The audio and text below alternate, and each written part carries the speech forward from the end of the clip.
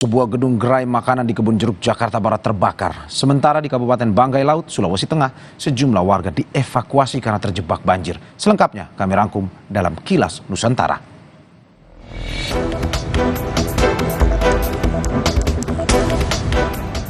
Api diduga berasal dari korsleting listrik di lantai 3 gedung gerai makanan di Kebun Jeruk, Jakarta Barat. Petugas pemadam kebakaran yang sampai di lokasi terpaksa membobol tembok untuk mengeluarkan asap dari dalam gedung supaya mempermudah pemadaman. Api baru bisa dipadamkan 1 jam kemudian setelah 16 unit mobil pemadam kebakaran dikerahkan ke lokasi.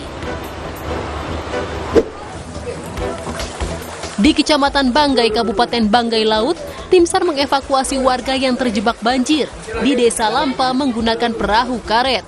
Banjir di Desa Lampa merendam rumah ibadah, sekolah, dan 98 rumah warga. Sebelumnya banjir melanda 3 kecamatan dan 15 desa usai hujan deras. Banjir sudah surut Kamis sore.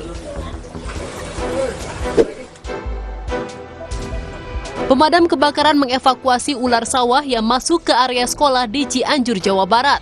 Ular jenis koros ini membuat panik para siswa yang sedang menjalani ujian. Ular yang tidak berbisa ini berhasil dievakuasi setelah 30 menit dan dibawa ke kantor Damkar untuk nantinya dibebas liarkan kembali ke habitatnya. Informasi tadi sekaligus menutup Kompas Malam edisi kali ini. Saya Mario Sarong pamit undur diri. Sampai jumpa.